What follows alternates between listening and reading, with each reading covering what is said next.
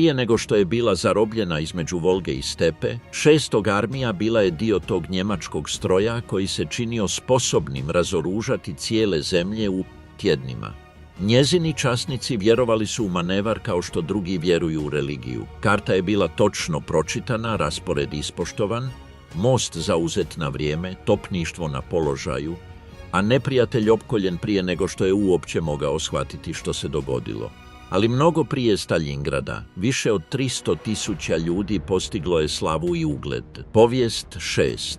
Armija rođena je iz vojne tradicije koja je prethodila Staljingradu. Njezina moderna jezgra nastala je 10. listopada 1939. kada je 10. armija, koja se borila u Poljskoj pod Walterom von Reichenauom, preimenovana u 6. armiju. Poljska kampanja postavila je njezin početni ton, brzo marširanje, koordinacija između pješaštva, topništva, inženjera, motoriziranih kolona i taktičkih zrakoplova. Časnici su i dalje djelovali unutar stare kulture njemačkog glavnog stožera. Čiste karte, rasporedi i precizno napisane zapovjedi, poštivanje lanca zapovjedanja, tehnički ponos i gotovo religiozna vjera u manevar. Ali pod Reichenauom ta prusko-njemačka tradicija već je bila isprepletena s mnogo oštrijom političkom odanošću. Zapovjednik vojske nije bio profesionalac odvojen od nacizma. Bio je atlet, brutalni general, blizak Hitleru, uvjeren da moderno ratovanje zahtijeva kombinaciju vojne discipline, ideološke volje i apsolutne nemilosrdnosti. U svibnju 1940. armija ušla je u zapadnu kampanju kao dio armijske skupine B. Njezin je zadatak bio napredovati kroz Belgiju, vezati savezničke snage i probiti se u unutrašnjost zemlje. Njezine su trupe sudjelovale u pritisku na belgijsku obranu Liegea, Namura i utvrđenog područja Meusea. U tim danima rat je kao da je potvrdio sve ideje njemačkih časnika. Kolone koje napreduju europskim cestama, topništvo koje se kreće iza pješaštva, inženjeri koji uklanjaju prepreke, veze na motociklima, ispravne radiostanice, zapovjedna mjesta postavljena u netaknutim zgradama, časnici s dalekozorima koji proučavaju rasklopljene karte i Luftwaffe koji dominira nebom. Simbolični trenutak bila je belgijska predaja. Reichenau i Paulus, tadašnji njegov načelnik stožera, sudjelovali su u toj pobjedi. Skok na istok promijenio je sve kada je 22. lipnja 1941. 6. armija unutar grupe Armija Jug napredovala u Ukrajinu. Više se nije borila u krajoliku asfaltiranih cesta, zapadnih gradova i kratkih kampanja. Pred njom su se nalazila osiromašena sela, zemljani putevi, prašina, široke rijeke, šume, polja pšenice, sparno vruće i sovjetski otpor koji se u jednom trenutku mogao slomiti i ponovno pojaviti nekoliko kilometara kasnije. Marš na Kijev zahtijevao je iscrpljujuću kombinaciju ofenzive i sigurnosti. Pješačke divizije marširale su crnjima, topništvo s konjskom zapregom, produžene opskrbne kolone, mostovi koje su popravljali inženjeri, sovjetski ratni zarobljenici okupljeni u ogromnom broju i njemačke jedinice se pokrivali područja koja su se širila brže od njihovih snaga. Unutarnja kultura 6. armije učvrstila se u Ukrajini. Reichenau je želio fizički otporne, poslušne, agresivne i politički angažirane vojnike. Njegov stil bio je vidljiv čak i u detaljima. Tjelesna obuka, osobna prisutnost u prednjim sektorima, koncizne zapovjedi, izravan jezik i slika zapovjednika koji nije ostao ograničen na stožer. Tijekom bitke za Kijev čak je osobno intervenirao na čelu pukovnije 44. pješačke divizije kako bi riješio lokalnu krizu. Njegovi viši časnici bili su u neposrednoj blizini požara, sve veći nedostatak zapovjednika srednjeg ranga, otvorene fronte posvuda i stalni osjećaj iščekivanja govorili su mnogo o vojsci kojom je zapovjedao. Druga strana te elitne formacije bila je daleko mračnija. U području 6. armije, rat protiv Sovjetskog saveza predstavljen je kao borba protiv žideoboljševizma. Na 10. listopada 1941. Reichenau je izdao svoju poznatu naredbu o ponašanju trupa na istoku. Tekst je pozivao njemačkog vojnika da sebe vidi kao osobu koja provodi političku i rasnu misiju, a ne samo kao običnog borca. Praktične posljedice bile su razorne kada je pokrenuta represija protiv Židova, sovjetskih dužnosnika, komesara, osumnjičenih partizana i civila. Feldžandarmerija, Sigurnosne vlasti i komandosi SD-a djelovali su u okruženju u kojem je granica između vojne akcije, kolektivnog kažnjavanja i političkog atentata bila namjerno zamagljena. Vojska koja će kasnije umrijeti od gladi kod Staljingrada prethodno je sudjelovala u brutalnom okupacijskom ratu ubijajući civile. U rujnu 1941. veliki kijevski džep povećao je njemačko samopouzdanje. Zatim je uslijedio Harkiv, zauzet u listopadu 1941. a zatim napredovanje u Donbas. Međutim, iza pobjedničkih kolona već su se pojavljivali znakovi iscrpljivanja. 6. armija ušla je u zimu u 1941. s dvostrukim identitetom. Zadržala je ponos stare njemačke vojske, njezino štovanje reda, poslušnosti, karata i manevra. Također je nosila obilježje Reichenau-a, mješavinu fizičke energije, političke nemilosrdnosti i ideološke brutalnosti. Naučila je pobjeđivati kroz masovna okruženja, napredovati preko golemih teritorija i smatrati uništenje neprijatelja sveobuhvatnim zadatkom. To iskustvo će imati veliki utjecaj 1942. godine. Dana 14. siječnja 1942. u Poltavi je stožer 6. armije bio suspendiran u neugodnom čekanju. Časnici su završili s ručkom i čekali su da Reichenau nastavi svoje dužnosti. Nije bilo neobično da feldmaršal stigne kasno. Imao je običaj pojaviti se nakon trčanja preko zemlje sa svojim pomoćnikom, mladim poručnikom Kettlerom, odjeven u sportsku odjeću, znojan, energičan, gotovo prkosan. Ta je slika bila dio njegova autoriteta. Taj dan nije došao kao i obično. Tijekom utrke doživio je moždani udar koji ga je ostavio bez svijesti. Prvo je prevezen u njemački medicinski sustav, a zatim evakuiran avionom. Zrakoplov koji ga je trebao odvesti u Leipzig srušio se tijekom leta, a Reichenau je umro 17. siječnja. Armija iznenada je izgubila čovjeka koji joj je davao stil, ton i ideološku strogost od samog početka. Vijest je pogodila generalštab naviknut na njegovu zapovjednu prisutnost. Utjelovio je poseban način shvaćanja ratovanja na istoku, mješavinu pruske tradicije, kulta fizičkih performansi, poslušnosti Führeru i uvjerenja da kampanja protiv Sovjetskog saveza zahtijeva neobuzdanu brutalnost. Osoba koja će krenuti njegovim stopama zvala se Friedrich Paulus. Preuzeo je efektivno zapovjedništvo ubrzo nakon toga, 20. siječnja 1942. Bio je sin administrativnog časnika, studirao je pravo prije nego što se pridružio karskoj vojsci do izbijanja Prvog svjetskog rata, gdje je dobio mjesto među sinovima aristokrata. Paulus je došao iz drugačijeg vojnog svijeta, daleko od onog u Reichenau.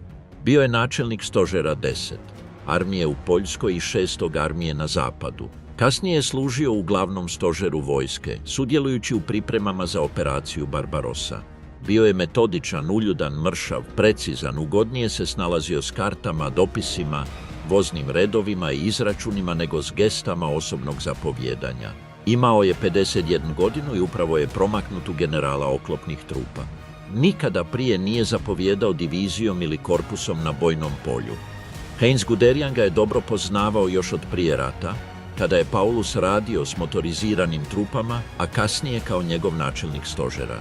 Guderian ga je smatrao briljantnim, inteligentnim, marljivim i savjesnim časnikom, darovitim za operativnu analizu. Cijenio je njegovu sposobnost organiziranja složenih problema, izrade jasnih planova i preciznog razmišljanja unutar strukture stožera, ali to divljenje imalo je ozbiljnu granicu. Sumnjao je u Paulusovu čvrstinu, odlučnost i hrabrost u samostalnom zapovjedanju pod pritiskom. Za oklopnog zapovjednika poput Guderiana, Paulus je imao opasnu manu.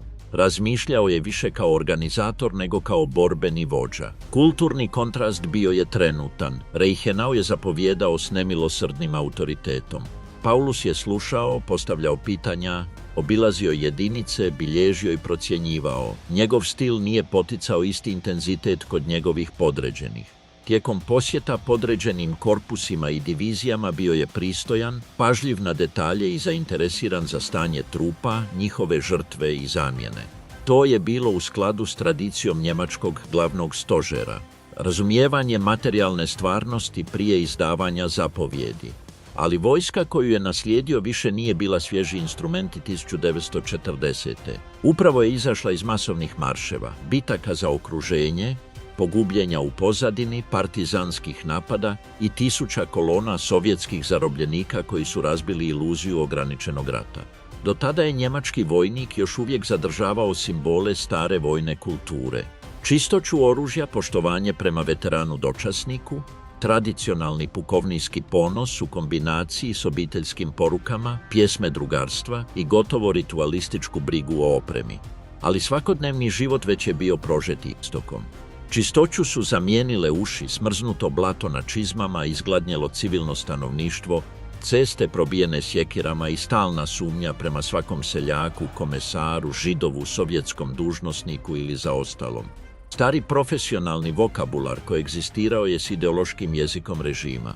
Paulus je preuzeo zapovjedništvo nasljeđujući i fizički problem. 6. Armiji su bile potrebne zamjene. Satnije su izgubile mlađe časnike, iskusne dočasnike, vozače, inženjere i specijaliste. Mnoge divizije zadržale su svoja puna imena, ali unutar njih su bojne bile slabije nego što su bile u lipnju 1941. Konji, neophodni za premještanje topništva, streljiva, kuhinja i ambulantnih vozila, patili su tijekom zime. Motori su bili istrošeni od ogromnih udaljenosti, lošeg goriva, prašine, hladnoće i nedovoljnog održavanja. Skladišta su bila daleko, sovjetske željezničke pruge trebalo je prilagođavati, kamioni su putovali na sve veće udaljenosti, a ceste su se pretvarale u duboko blato sa svakom promjenom vremena. U svibnju 1942. armija suočila se s Paulusovim prvim velikim testom kao zapovjednika. Harkovska regija ostala je ključna točka na južnom frontu. Industrijski grad, željezničko čvorište, cestovni centar i prirodna baza za bilo kakvu njemačku ofenzivu prema rijekama Don i Volga. Na jugu se nalazila Izjumsko-Barvenkovska izbočina, sovjetska kopnena masa koja se protezala zapadno od rijeke Donjec. Smetnja za Nijemce i prijetnja njihovoj planiranoj ljetnoj ofenzivi. Njemačko zapovjedništvo pripremalo je operaciju odsjecanja ove izbočine sa sjevera i juga. Planirani datum bio je 18. svibnja. Semjon Timočko napredovao je 6 dana. Dana 12. svibnja, prije nego što su Nijemci pokrenuli vlastitu ofenzivu, sovjetske snage su započele ofenzivu na Harkiv. Timošenko je na raspolaganju imao ogromne snage za taj sektor, oko 640.000 ljudi, oko 1200 tenkova, gotovo 13.000 topničkih oružja i minobacača, te više od 900 zrakoplova. Glavni napad došao je s Barvenkovskog istornog područja na sjeveru, s namjerom da se Harkiv okruži s juga. Drugi napad napredovao je iz područja Volčanska, sjeverno od grada. Na karti sovjetski manevar imao je za cilj zarobiti samu njemačku 6. armiju. Na kopnu, ofenziva je pala na njemačke i savezničke položaje koji su se još uvijek reorganizirali nakon zime. Tijekom prvih nekoliko sati situacija je bila alarmantna. Paulus je tjednima ranije upozorio da bi se obrana južno od Harkiva mogla urušiti ako Timošenko snažno udari. Prilikom posjeta sektoru primijetio je baterije postavljene na otvorenom, nekamuflirane topove, konje preblizu položajima i loše pripremljene strelišta.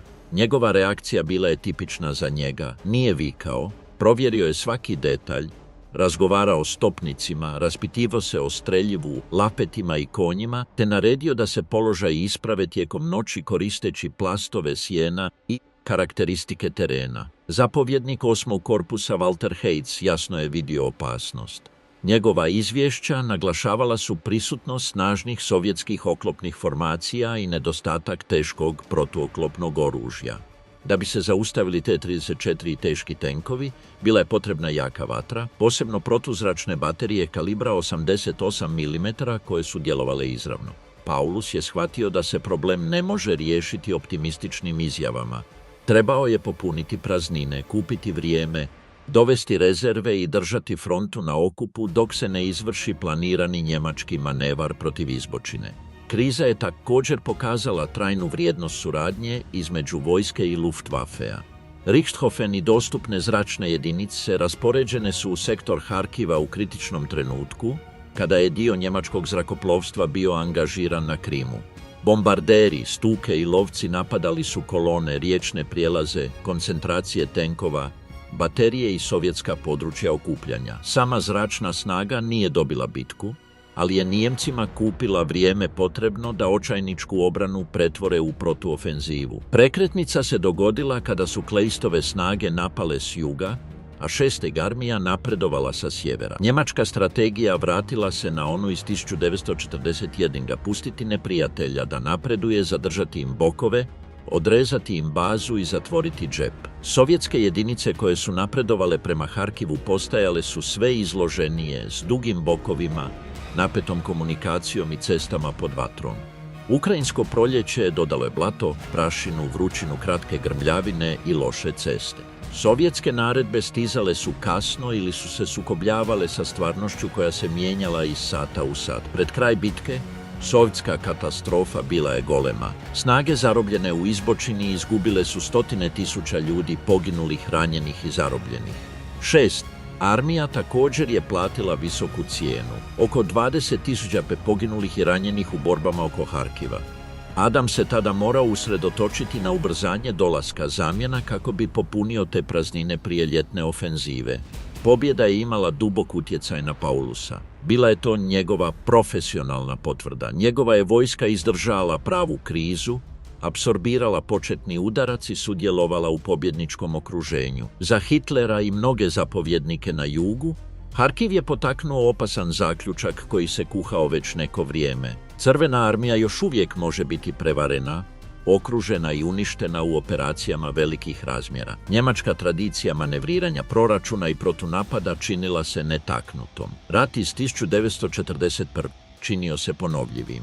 Ali ispod tog zadovoljstva krili su se oštriji znakovi. Sovjetska ofenziva iznenadila je sve svojom snagom, stavila Harkiv pod izravnu prijetnju i prisilila Nijemce da improviziraju obranu. Bila je to posljednja velika pobjeda prije Volge, ona koja je uvjerila vojsku u njezine metode, ojačala Paulusovo samopouzdanje kao zapovjednika i potaknula njemačko zapovjedništvo u ljetnu ofenzivu, sa sigurnošću da će se Stepa, Volga i Crvena armija razbiti nekoliko mjeseci kasnije. Dana 28. lipnja 1942. konačno je započela dugo očekivana ljetna ofenziva na jugu Sovjetskog saveza. Operacija je bila osmišljena kako bi se povratila inicijativa izgubljena od Moskve i udarilo tamo gdje je Hitler vjerovao da može slomiti sovjetski otpor. Nafta, rijeke, željeznice i glavne ceste na jugu. Direktiva od 5. travnja postavila je glavni cilj uništiti sovjetske snage u južnom sektoru, napredovati prema rijeci Don, presjeći rijeku Volgu i otvoriti put do kavkaskih naftnih polja.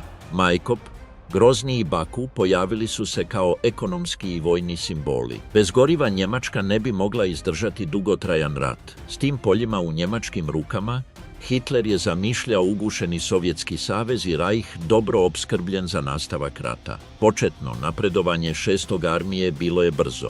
Njemačke kolone probijale su se kroz spaljena sela, pšenična polja, otvorene stepe i željezničke stanice oštećene sovjetskim povlačenjem. Vozila su dizala tako guste oblake dima da su vozači jedva mogli vidjeti stražnja svjetla kamiona ispred. Poljski topovi napredovali su, vučeni konjima. Protuzračne baterije kalibra 88 mm pažljivo su se vukle jer su u svakom trenutku mogle postati jedini učinkovit odgovor na Sovjet oklopni protunapad. Iza slike panzer tenkova koji napreduju preko stepe, opstala je mnogo starija stvarnost.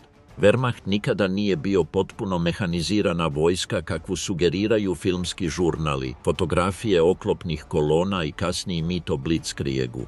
Njemačka je ušla u rat s otprilike 514.000 konja, a tijekom sukoba koristila je oko 2,75 milijuna konja i mazgi s prosjekom od gotovo 1 milijun u službi. Većina pješačkih divizija nastavila se kretati pješice prevozeći svoje topništvo, kuhinje, streljivo, radiostanice, prtljagu, poljske bolnice i stočnu hranu konjskim zapregama. U tipičnoj njemačkoj pješačkoj diviziji 1943. godine opskrbni vlak mogao je uključivati oko 256 kamiona, ali i više od 2600 konja i 1000 ljudi posvećenih isključivo održavanju tog lanca u pokretu. U južnoj kampanji 6. armija je možda imala tenkove Panzer III i Panzer IV na čelu, zajedno s polugusjeničarima, motociklima i radiostanicama, ali iza njih je marširala sporo kretajuća masa vagona, potkova, ormi, veterinara, kovača, gnoja, iscrpljenih životinja i kolona konjskih zaprega koje su dizale prašinu. Svako napredovanje udaljavalo je vojsku od njezinih željezničkih postaja, umnožavalo problem. Nije trebalo hraniti samo vojnike i lokomotive, već i tisuće konja kojima je bila potrebna hrana, voda i odmor. Dana 23. srpnja, dok je ofenziva još uvijek bila u tijeku, Hitler je izdao direktivu Br 45. Ova je naredba podijelila kampanju u dva ogromna smjera. Grupa armija A trebala je napredovati na Kavkaz. Grupa armija B trebala je osigurati Donski front, pokriti sjeverni bok i napredovati prema Staljingradu. Odluka je promijenila razmjere problema. 6. Armija postala je središnja snaga na putu prema Volgi, dok je Hermann Hotova 4. Oklopna armija premještana između operativnih osi prema promjenjivim prioritetima zapovjedništva. Svako preusmjeravanje koštalo je dane, gorivo i mehaničko habanje. Svaki dan omogućio je Crvenoj armiji da se povuče, reorganizira i pripremi nove linije. Njemačka kultura zapovjedanja još se uvijek oslanjala na taktičku inicijativu. Zapovjednici pukovnija i bojni primali su misije, otvarali ceste, tražili prolaze, improvizirali mostove i iskorištavali praznine. Ova je tradicija dala rezultate u Poljskoj, Francuskoj i Ukrajini. U ljeto 1942. počela se sukobljavati s prostranstvom krajolika. Stepa nije nudila jasne granice. Divizija je mogla napredovati 30 ili 40 km samo da bi otkrila da joj bok još uvijek visi nad prazninom. Oklopna točka mogla je zauzeti selo, a zatim ostati čekati gorivo. Baterija je mogla zauzeti visoku točku i provesti sate ne znajući drži li njezin lijevi bok prijateljske trupe, Rumunje, Mađare ili otvoreni proboj. Istodobno obrana bokova počela je ovisiti o saveznicima osovine. Mađarska druga armija, talijanska 8. Armija i rumunjske formacije zauzimale su sve duže sektore uz rijeku Don i na bokovima. Mnogi od tih vojnika bili su žilavi i izdržali su u teškim uvjetima, ali imali su manje modernog protuoklopnog oružja, manje vozila, manje radiostanca, manje teškog topništva i manju zračnu podršku od njemačkih divizija. U kolovozu je Paulusova vojska stigla do velikog zavoja Dona. Bitka za Kalač zatvorila je novi sovjetski džep i dodatno povećala njemačko samopouzdanje. Tisuće zarobljenika, uništenih tenkova, zarobljenog topništva i poraženih kolona kao da su najavljivali ponavljanje 1941. Ali divizije okrenute prema Volgi već su bile iscrpljene. Tjednima su marširale po ekstremnoj vrućini, prašini, s kvarovima i nestašicom goriva. 6. Armija nastavila je napredovati, iako je svaki korak prema Staljingradu produžavao njezina leđa, slabio bokove i povećavao njezinu ovisnost o logistici koja je počela posustajati prije nego što je uopće stigla do grada. Dana 12. kolovoza 1942. 24. oklopna divizija odmarala se u blizini Blišne Melnihni, južno od željezničke stanice Kir, nakon što je sudjelovala u uništenju sovjetskih snaga na velikom zavoju rijeke Don zapadno od Kalaka. Na papiru je to još uvijek bila moćna oklopna divizija s tenkovima, polugusjeničarima, motociklistima, topništvom, inženjerima, komunikacijama i radionicama. Na terenu je to bila formacija izmučena mjesecom i pol neprekidnih operacija. Stanka je bila kratkotrajna. Istog poslijepodneva stigla je naredba. Divizija je trebala napustiti svoj odmor, marširati do područja Šutovo 2 i staviti se na raspolaganje 4. oklopnoj armiji Hermana Hota. Hitler je naredio Paulusu da pusti ove oklopne snage kako bi pojačale napredovanje s juga prema Staljingradu. General Bruno Ritter von Hauenschild hitno je prenio naredbu. Svi nebitni radovi održavanja bili su obustavljeni. Vozila koja još nisu bila rastavljena trebala su biti spremna za pokret. Prva marširajuća skupina krenula je istog dana prema Potemkinskoj, Kotelnikovu i željezničkoj pruzi koja vodi do Južnog fronta. Dana 13. kolovoza divizija je u 3 marševske skupine stigla do rijeke Don u blizini Potemkinske. Tamo se pojavio jedan od prvih znakova logističkog naprezanja koje će mučiti cijelu kampanju. 297. pješačka divizija koristila je iste rute, a ceste su postale zakrčene kolonama pješaštva. Pontonski mostovi preko Dona bili su uski. Panzer divizije imale su prioritet za prelazak, ali prometne gužve su sve usporile. U 13 sati elementi divizije zadržani su u blizini mosta zbog nedostatka goriva. 6. Armija nije mogla isporučiti više goriva. 4. Panzer armija morala je odustati od dijela svojih već iscrpljenih rezervi. Major Otto Wilhelm von Menges, operativni časnik divizije, otputovao je na zapovjedno mjesto korpusa u Šutovu 2. Stigao je u 20:30 nakon sati grubog, prašnjavog i sporog putovanja. Tamo se sastao s pukovnikom Wernerom Friebeom. Divizija je formalno stavljena pod Hotovo oklopno zapovjedništvo. Početni plan bio je premjestiti je u područje Aksaija i držati je u rezervi, iako je situacija zahtijevala i pokrivanje istočnog boka. Dolazak je morao ostati tajan od neprijatelja, a izviđanje na istoku bilo je zabranjeno kako bi se spriječilo da Sovjeti otkriju koncentraciju. 14. Kolovoza napredovanje se nastavilo u Kalmičku stepu. Ljudi su naišli na suh, otvoreni gotovo pustinski krajolik. Nije bilo pravih cesta. Vozila su putovala prema kompasu, kroz niske valove, slane ravnice, izolirana sela, baktrijske deve i žutu prašinu koja im je ulazila u oči i usta, oružje i motore. Kadet von Senger und Detterlin, vodeći izviđački vod, opisao je oblak toliko gust da je čovjek ispred njega nestao. Slana prašina lijepila se za košulje vlažne od znoja, onečišćavala puške, prekrivala unutrašnjost vozila i prisilila neke vojnike da nose 2 para zaštitnih naočala kako bi spriječili iritaciju očiju. U jednom danu motorizirani grenadiri prešli su između 90 i 110 km. Oklopna prethodnica, bolje opskrbljena gorivom, završila je mnogo duži marš prema Aksaiju. Stara kultura divizije i dalje je teško opterećivala njezine ljude. 24. Oklopna divizija nastala je pretvorbom konjičke divizije, a ta je tradicija ostala vidljiva imenima, navikama, ponosu i esprit de corps. Njezin amblem, galopirajući jahač, utjelovio je ideju brzine, pogona i smjelosti. Ali do kolovoza 1042. ta je viteška tradicija bila nagurana u pregrijana, prašinom prekrivena vozila, ovisna o kanisterima benzina, mobilnim radionicama i improviziranim rutama. Simbolički konj divizije sada se kretao gusjenicama, istrošenim gumama i žednim motorima. Dana 15. kolovoza Hellermanova izviđačka skupina zauzela je položaje na Jergenijevim visoravnima, istočno od Plodovitojeja, pokrivajući frontu od oko 25 km. Odatle su neki ljudi, koristeći dalekozor, vidjeli srebrni odsjaj Volge u daljini, iza jezera Caca i Bamancak. Taj je prizor nosio ogromnu težinu. Rijeka se na horizontu ocrtavala kao jasna linija, cilj cijele ofenzive. Za vojnike je to bilo obećanje skorog kraja. Za diviziju je to bio početak transformacije. Stigla je kao oklopna rezerva, s tradicijom mobilnosti i elitnog ponosa. Nekoliko tjedana kasnije bit će zarobljena među predrađima, tvornicama, radionicama, ruševinama, željezničkim stanicama i industrijskim dvorištima.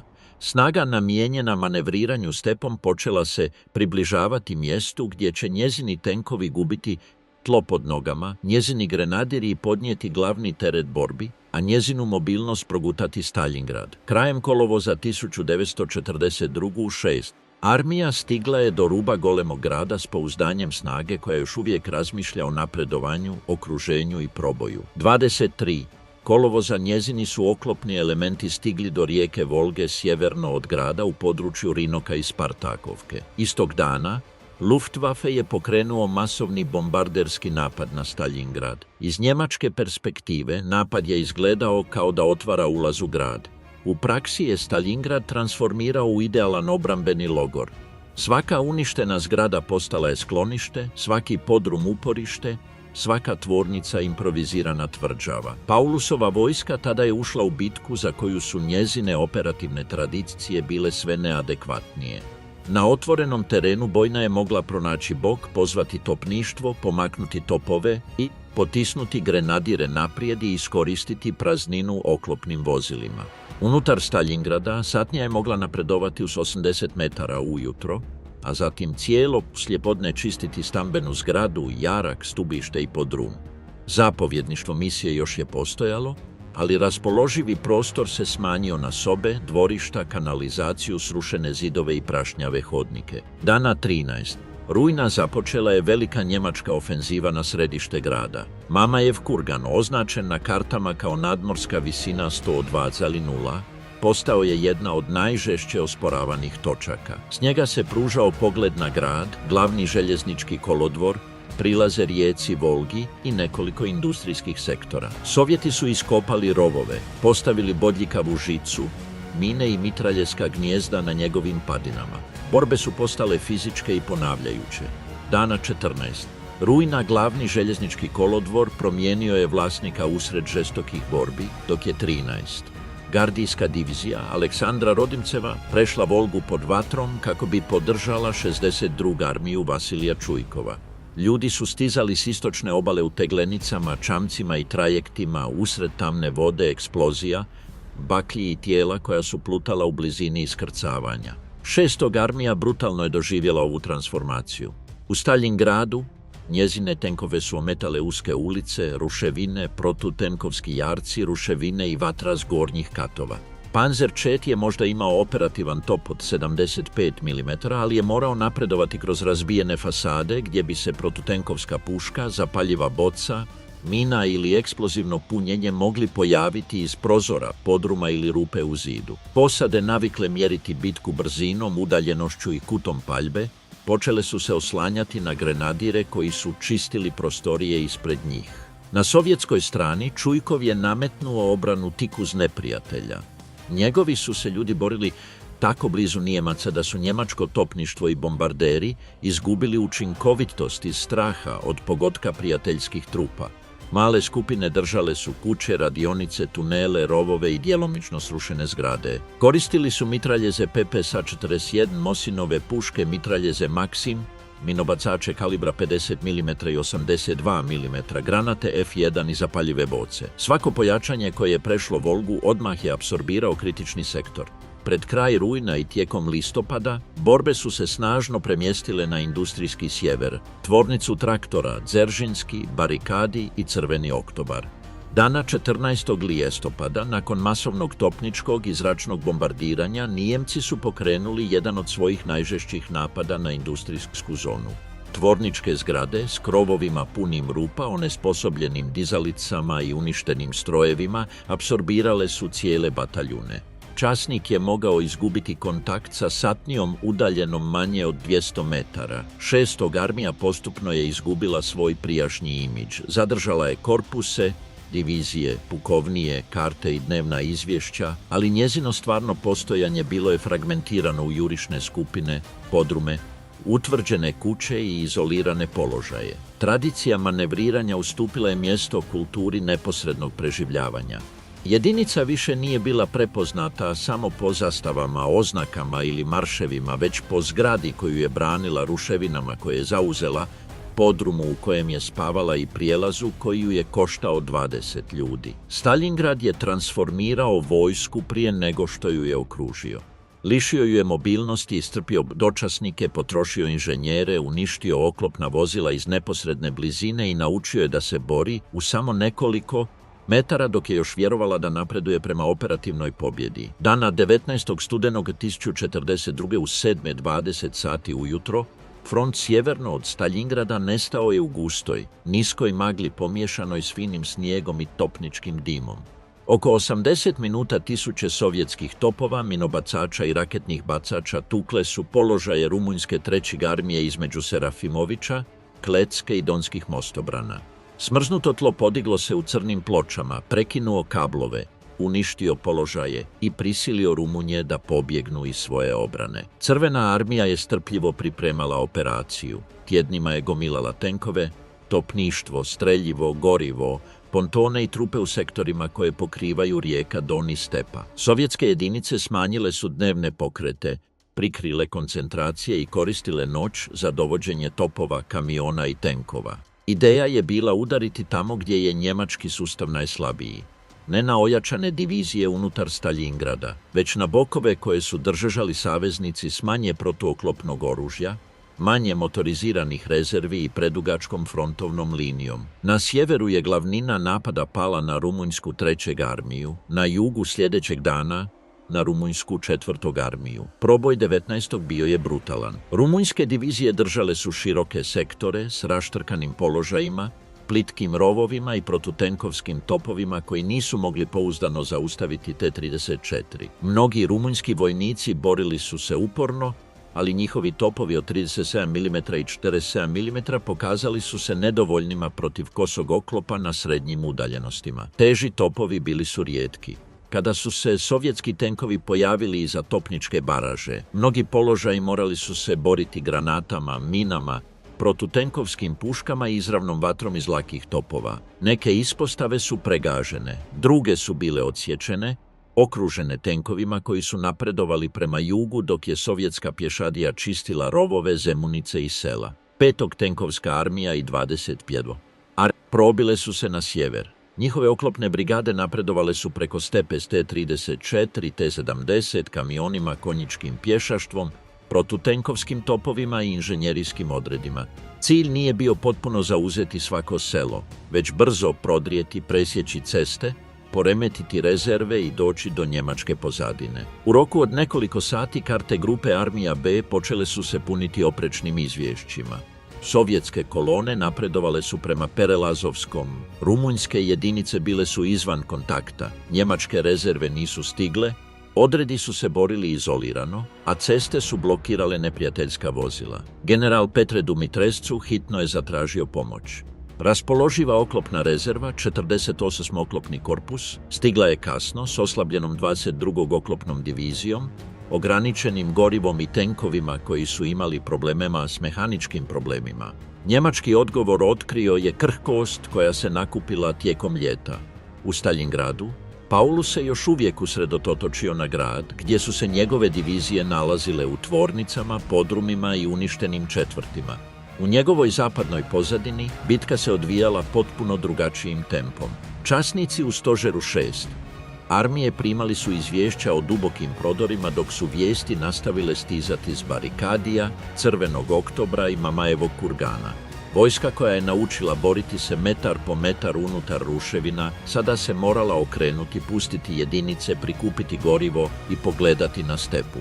Dana 20. studenog sovjetska ofenziva udarila je s juga. Snage Staljingradskog fronta napale su rumunjsku 4. armiju u području jezera Sarpa, Caca i Barmancak, južno od grada. Teren je bio otvoren i valovit, sa slanim ravnicama, siromašnim selima, zaleđenim jezerima i malo cesta.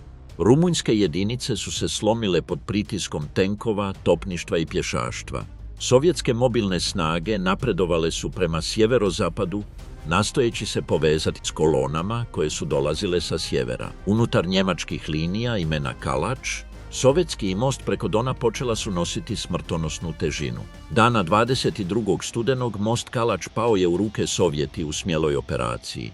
Zarobljena vozila i izviđačke jedinice približile su se prijelazu, iznenadile njemačke stražare i oslobodile put tenkovima. Gubitak mosta prekinuo je prirodnu komunikacijsku liniju 6. armije zapadno od Dona. Sljedećeg dana, oko 16 sati, sovjetski sjeverni i južni bok spojili su se u blizini sovjetskog. Opkoljavanje Staljingrada sada je bilo dovršeno. Za Paulusa katastrofa više nije bila buduća prijetnja. Bila je to geografska stvarnost. Unutra se nalazila glavnina 6. armije, dijelovi 4. oklopne armije, ostaci rumunjske vojske, hrvatske jedinice, osoblje Luftwaffea, bolnice, radionice, skladišta, policija, vozači, pomoćno osoblje i tisuće ranjenika. Vojska koja je sudjelovala u velikim opkoljavanjima 1941. sada je bila zarobljena unutar sovjetskog okruženja. Kultura manevriranja sada se suočavala sa svojom vlastitom obrnutom slikom. Nijemci su svoje vojnike naučili da okruženje uništava neprijatelj prije nego što uspiju reagirati. U studenom 1942. ta ih je logika obrušila na jezivu preciznost. Prvo bokovi, zatim ceste, zatim mostovi, konačno pozadina.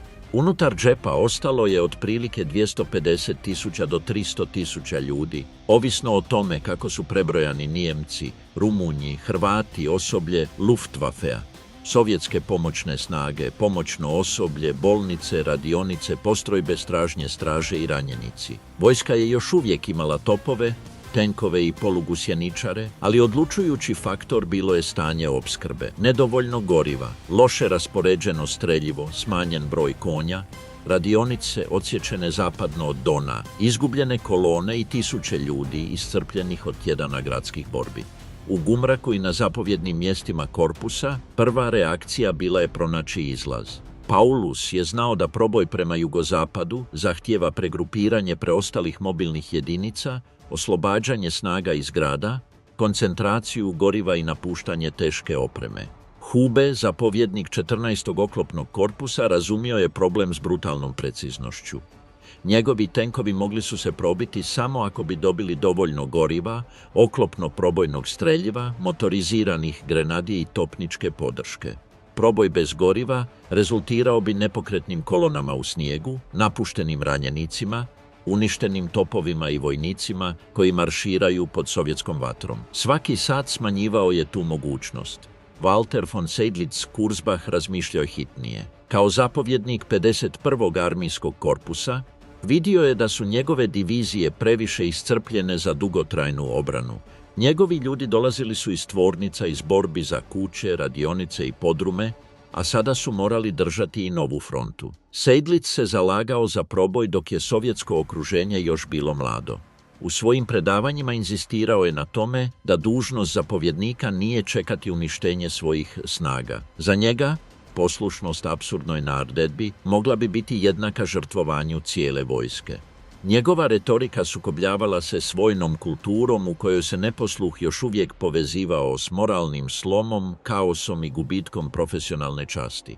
Dana 23. studenog Seydlitz je otišao dalje od pukog razgovora. Naredio je 60. motoriziranoj diviziji i 94. pješačkoj diviziji da zbiju redove u sjevernom Stalingradu. U praksi je to rezultiralo scenom potpunog kolapsa.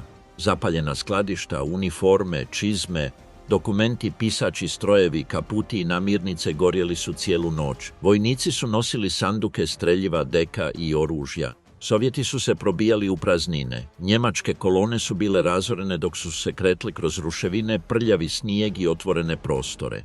94. divizija izgubila je otprilike 1000 ljudi u ovom djelomičnom povlačenju. Hitler je pokret protumačio kao nepodnošljiv izazov ideji hrabrosti. Kontrast između Paulusa, Schmidta i Seydlitza otkrio je promjenjiv identitet 6. armije. Paulus je predstavljao stožernog časnika, precizan, discipliniran, svjestan rizika i nesposoban prekinuti lanac zapovijedanja bez jasne zapovjedi. Arthur Schmidt, njegov načelnik stožera, bio je rezervirani, odlučniji i manje sklon moralnim raspravama. Za Schmidta, kohezija je ovisila o osiguravanju da ni jedna jedinica ne djeluje samostalno. Seydlitz je utjelovio još jednu njemačku tradiciju, onu terenskog zapovjednika koji je preuzeo osobnu odgovornost u ekstremnim situacijama. Hube je pružio tehničku perspektivu oklopnih vozila. Bez goriva, nikakva snaga volje nije mogla pokrenuti diviziju. Walter Heitz iz 8. armijskog korpusa oštro je reagirao protiv ideje nepoštivanja naredbi. Karl Strecker na sjeveru također je razumio da izolirani ili loše koordinirani napad može poremetiti susjedne sektore. Svaki je general vidio istu kartu i tumačio drugačiju obvezu. Za neke je odanost vojsci zahtijevala razbijanje redova. Za druge je zahtijevala održavanje reda. Ova unutarnja podjela bila je jedan od prvih znakova da džep troši ne samo streljivo i kruh, već i nekada pouzdane odnose među zapovjednicima. Kad je Hitler naredio da se Stalingrad drži kao tvrđava, 6. armija se zauvijek promijenila. Riječ tvrđava nametnula je fikciju stvarnosti. Nije bilo zidova, obilnih rezervi, sigurnih skladišta i kopnenih komunikacija. Vojska koja je naučila napredovati manevrom dobila je statičku misiju. Od tog trenutka nadalje svaka taktička odluka bila je podređena čekanju. Čekanje zrakoplova, čekanje Mansteina, čekanje zapovjedi za proboj, čekanje da Sovjeti prestanu zatvarati obruč. Ofenzivna kultura 6. Armije počela se transformirati u kulturu zatočeništva.